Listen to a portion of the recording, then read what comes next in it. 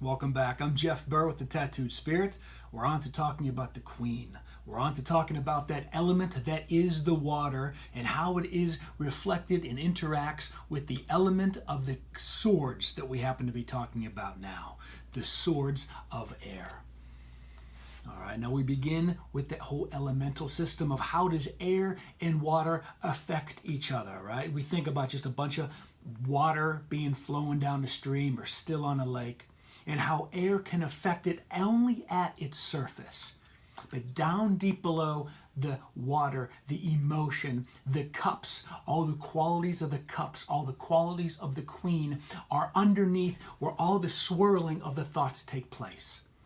It is with deep sort of contemplation that you get underneath the surface meanings of wisdom and sorrow. All right, that's a weird cheat combination. First time I heard that from Rachel Pollack, I was very, very confused until I sat with the image of this card.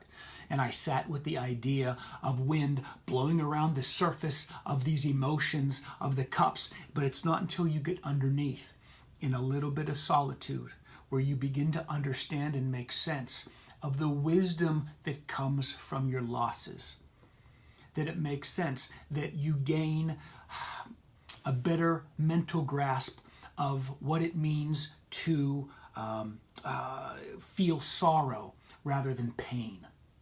Okay? That's why her sword is straight up. We talked about this card previewing it a long time ago when we first began to talk about the power of mentalness, the power of your thinking. You cut through illusions. Remember how that crown, how we envisioned that being a mirror in smoke. You cut through the illusions of your world with clear thought.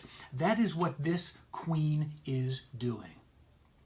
If you remember how in the Page of Swords, if we looked at the imagery of the clouds and how that could cloud your judgment and cloud your thinking, we see now at the stage of the Queen, the master of the suit, her head is above the clouds, where it's clear blue sky.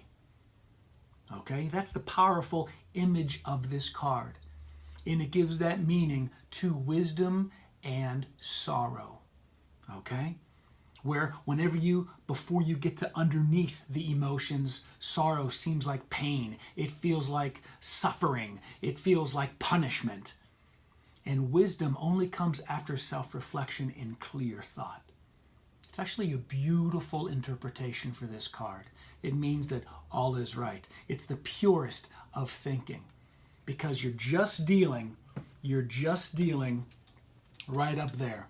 Just like that sword is completely straight up and down and balanced, you are right on track, dealing right up there between the water of the cups suit and all the strong thinking because it's it's a sword. I'm sorry, it's a sword suit and it's a water because it's the Queen. I'm sorry, I hope that didn't confuse you. All right, so you're dancing right up there, totally balanced. It's a beautiful card. Whenever it comes in reversed, that means you have not learned that you're going through a negative cycle, that you should question, you should inquire about why negative loops of negative feelings or negative thoughts or the feelings that are the results of your thoughts keep holding you back.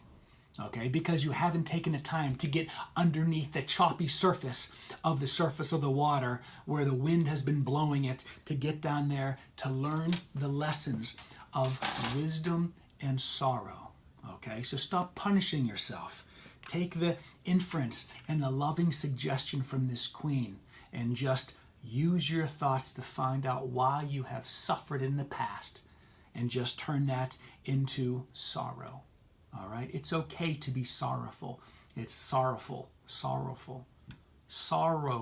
It's okay to be sorrowful, guys. It's just not okay to be tortured, okay, with your mental thoughts. All right. This means that you're down that cycle and you got to start thinking clearly with your head above the clouds, just like this Queen. All right. Well, with that tongue twister, we're moving on to the final court position of this sword suit. This is the fire of the air, and we're going to talk about what that means with this king in just a second. So please join me. There will be no tongue twisters in the next video, I promise you.